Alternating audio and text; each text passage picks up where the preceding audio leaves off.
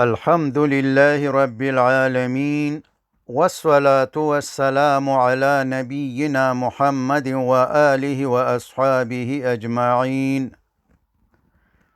عنوان د انسان وتل د ځمکې د سرحدونو نه. قرآن فرمای: اعوذ بالله من الشیطان الرجیم بسم الله الرحمن الرحيم. يا معشر الجن والإنس إن استطعتم أن تنفذوا من أقطار السماوات والأرض فانفذوا لا تنفذون إلا بسلطان. صدق الله العظيم.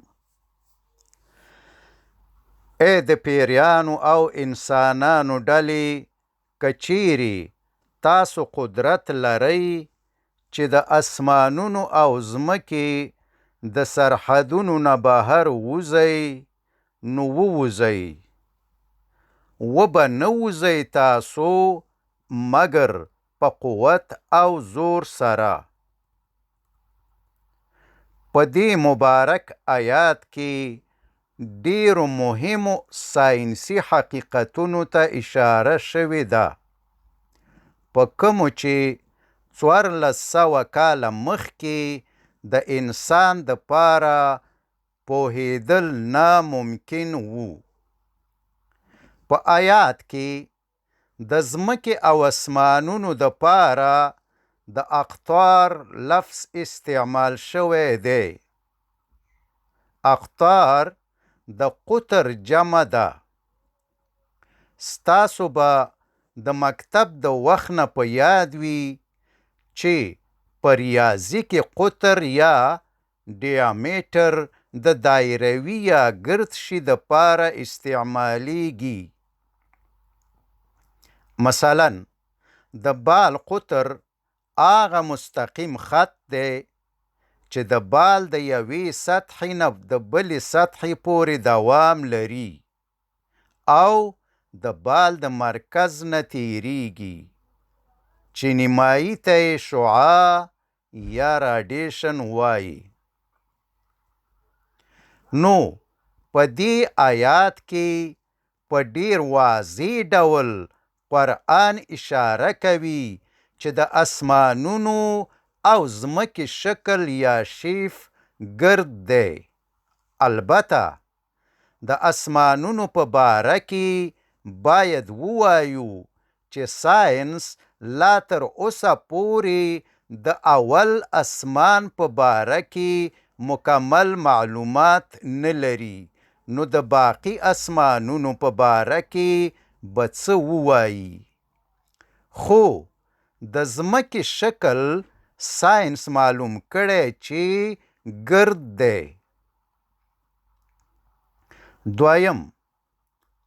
دویم دا چې انسان د قوي ټکنالوژي د کومک نه په غیر نشي کولی چې د ځمکې د سرحدونو یعنی د ځمکې د ګراویټي او اټموسفیر نه د باندې سپیس یا فضا ته لاړ شي، ځکه چې د ځمکې د اټموسفیر نه وتل او سپیس یا فضا ته داخلېدل دومره اسانه او ساده خبره نه ده، او انسان په عادي وسایلو سره نشي کولی چې د اټموسفیر څخه ووځي، بلکې ډیرو قوي راکټونو او سپیس کرافټ ته ضرورت لري چې د ځمکې د حدودو ګراویټي او اټموسفیر نه انسان وځي او سپیس ته داخل شي.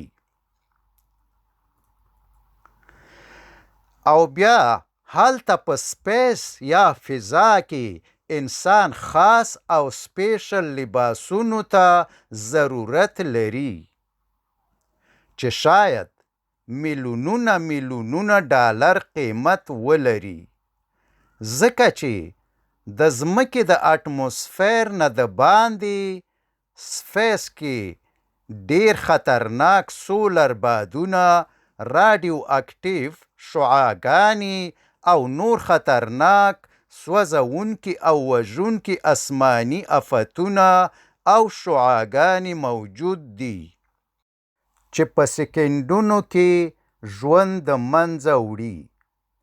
او که څوک په غیر د قوت یا سپیشل سپیس کرافت او سپیشل لباس د اغوستلو نه په غیر سپیس یا فضا ته داخل شي، نو قرآن فرمایي یرسل علیکما شواظ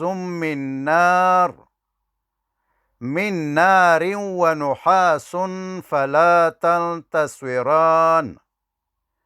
نو په تاسو به د اور شغلې او لوګي خوشې کړی شي چې د هغو مقابله به ونه کړی شئ. یعنی د قوي ټکنالوژي د استعمال او کومک نه په غیر انسان د سپیس او اسماني افتونو مقابله نشي کولی. نو 1400 کاله مخکې د داسې معلومات ورکول په کوم چې ساینس اوس پوه شو د انسان د وسې کار نه دی. نو دا ثبوت شوه چې قرآن د الله تعالی کلام او پاکې خبرې دي. وما علینا الا البلاغ.